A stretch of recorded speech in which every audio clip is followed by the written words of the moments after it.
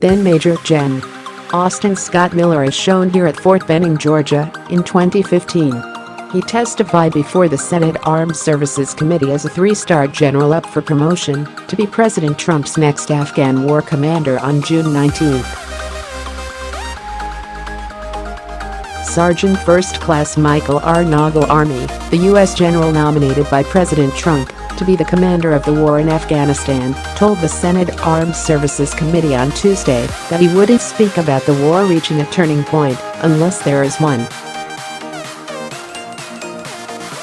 The statement by Army Lieutenant Gen. Austin Scott Miller during his confirmation hearing was an acknowledgment that the war has dragged on nearly 17 years and of how past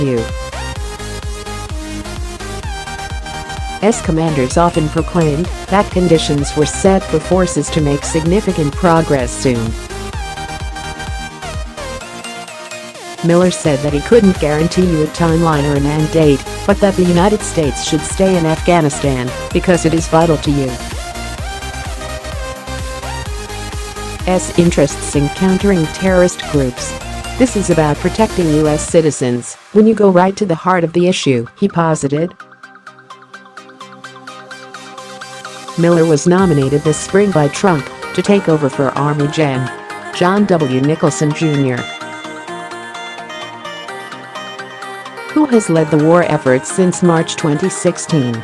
Miller has spent much of his career in the shadows as a member of Special Operations Command, most recently as the commander of Joint Special Operations Command, JSOC, which includes the elite forces commonly known as SEAL Team 6 and Delta Force.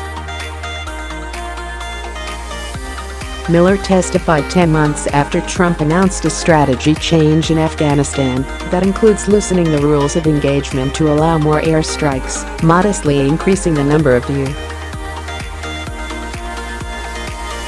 troops to more than 15,000 and pointedly saying that the United States will not set a timeline for withdrawing unless conditions on the ground improve.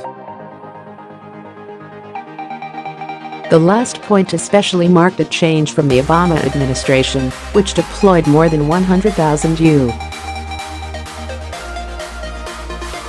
troops to the country, but pulled out more than 90% of them as security disintegrated. Miller's confirmation is considered a foregone conclusion, with numerous senators expressing admiration for his service during the hearing.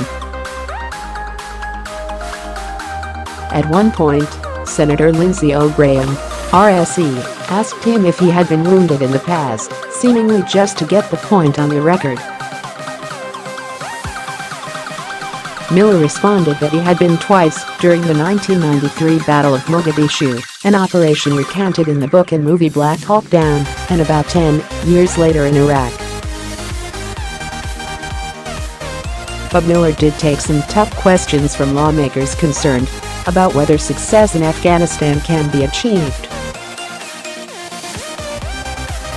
Senator Elizabeth Warren, D. Massachusetts, in particular, said that even after 17 years of U.S. involvement, Afghanistan is in crisis, with Afghan military units suffering unsustainable losses, rampant corruption, about half of all children not in school, and the Taliban increasing the amount of territory under its control. Even if U.S. forces could somehow stabilize the security situation, can we realistically expect a political settlement without addressing these underlying challenges, she asked. Miller responded that the military supports the political and said that the political side continues to seek reconciliation with the Taliban. Some of those underlying challenges will have to be addressed, he said. Senator Angus King, questioned how the United States can change the dynamics in Afghanistan if it could not do so when more than 100,000 troops were there under President Barack Obama. Nothing seems to change. What's going to change in the next 2 years or 3 years? King asked, adding that he did not think the situation was Miller's fault. Miller responded that the war has changed since the Obama-era surge because Afghan forces now lead the fight against militant groups except where our vital national security interests are at risk, an allusion to the U.S.-led counterterrorism mission. Previous Afghan war commanders have made similar points. The general, asked what the largest challenge is in Afghanistan, said that it's the neighbors. Under questioning, he said that the United States ought to have high expectations of Pakistan, but did not elaborate on whether he thought they've been helpful in the last year.